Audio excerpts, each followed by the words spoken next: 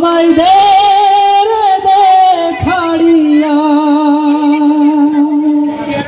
বন্দি হইয়া মন পাখি হাই রে কান্দি রইয়া রইয়া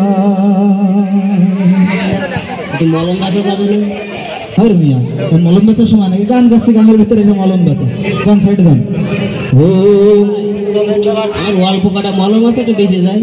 আরে ভাই আপনাদের জন্য কোনো জায়গায় শান্তি নেই, হাটে মাঠে ঘাটে বাসে উঠলি সেই জায়গায় আপনারা যে মলম বেচা। ওই কয়দিন আগে আসছে আমি একটু ওই ইন্ডিয়া গেলাম হজ করতে, সেই প্লেনের মধ্যে বারানায় যায় মলম বেচতে যায়। মানে আপনারা কি ভাই কোনোদিনও ভালো হবেন না? মানে ওরে ভাই যা চুলকুনি আছে সে জানে মলমের দাম কত, একটু দেও না। এ দুঃখ আমি থোক আনাই বুঝলাম না তো। ঠিক আছে ভাই, ওই তো অল্প একটু সময় নেবে, অল্প একটু সময় দিই, দেওয়ার পরে তারপরে পরেটা দেখা যাবে না আর কি। তা ভাই সময় কিন্তু বেশি নেওয়া যাবে না, ঠিক আছে? সাউন্ড সিস্টেমটা একটু ক্লিয়ার করে।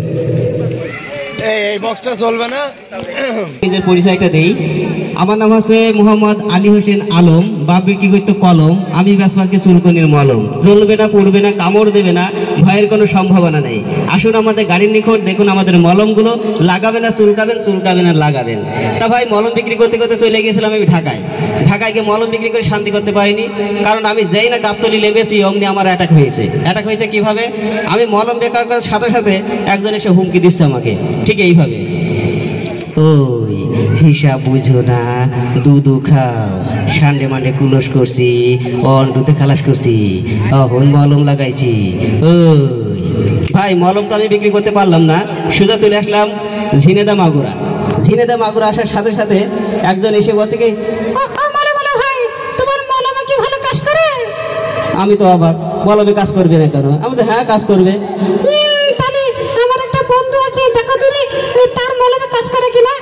আচ্ছা ঠিক আছে, নিয়ে আসো, তাকে দেখা যাক। শেষ ও মলম আলা ভাই, তোমার মলম খালি কি আমার কথা ক্লিয়ার হবে? আমি বলছি মহা যন্ত্রণাই, আমি আসছি চুলকনি, জ্বলবে না, পড়বে না, কামড় দেবে না, ভয়ের কোনো সম্ভাবনা নেই, ও মলম খেয়ে নাকি কথা ঠিক করবে। না ভাই হবে না। আমি এই যন্ত্রণায় মনে দুঃখে চলে গেলাম সেই ভারতে কলকাতায় গিয়ে আমি মলম বিক্রি করছি। ভাই মলম বিক্রি আমার সেই একই স্লোগান, জ্বলবে না, পুড়বে না, কামড় দেবে না, ভয়ের কোনো সম্ভাবনা নেই।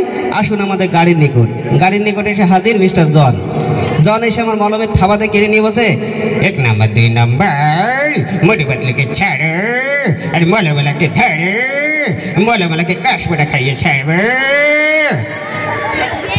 চলছে তো হাততালি।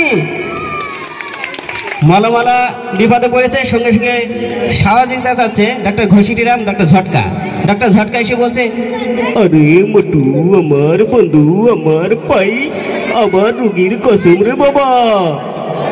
সাথে সাথে চলে আসলো ডক্টর ঝটকা এসে বলছে, ওরে বাবা আমার 20 বছরের অভিজ্ঞতা, আমি জীবনে ঝিকুর কাছে আসিনি, মলমলাকে বাঁচাতেই হবে। ওরে বাবা। ধন্যবাদ সবাইকে।